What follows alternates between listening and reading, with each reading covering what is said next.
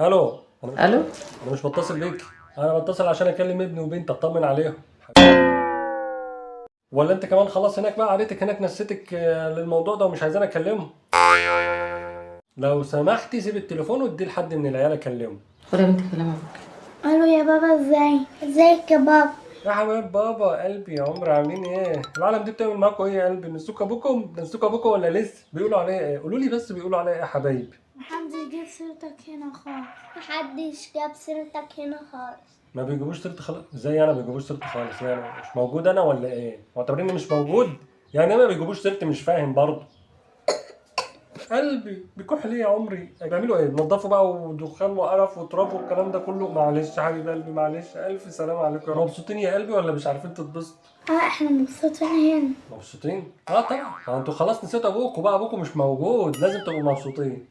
المهم ان انتوا مبسوطين، مش مهم ابوك يتفلق عادي. انتوا من هنا وجاي تعدوا صوابعكم حبايبي، انا عايز كل واحد فيكم يعد صوابعه، انا خايف عليكم. محدش فيكم يمشي غير وهو بيعد صوابعه وتشوفوهم 10، لازم كل شويه كده تشوفوا صوابعكم 10 كده اهو. هات ايدك كده يا يوسف. ايوه بابا 10. الحمد لله يا قلبي انهم خدوا بالكم من نفسكم ومن اخوك ومن بعض كده يا حبيبتي، خدوا بالكم من بعض.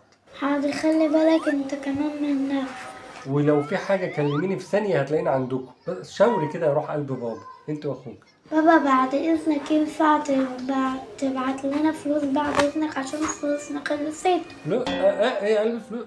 لا مش سامع، الشبكه بتقطع روح. بتقول ايه؟ ها تقريبا كده الشبكه إيه؟ استني بس مش سامعك. ماشي حبيبتي، بكلمك وقت تاني يكون الشبكه حلوه. سلام.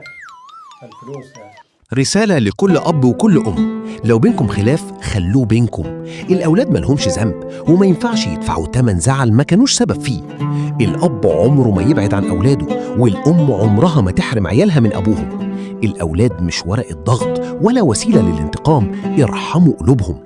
الأطفال كل ذنبهم إنهم بيحبوا الأب والأم وجو الأسرة، ومش من العدل إنهم يخسروا حد فيهم بسبب خلاف ملهمش ذنب فيه.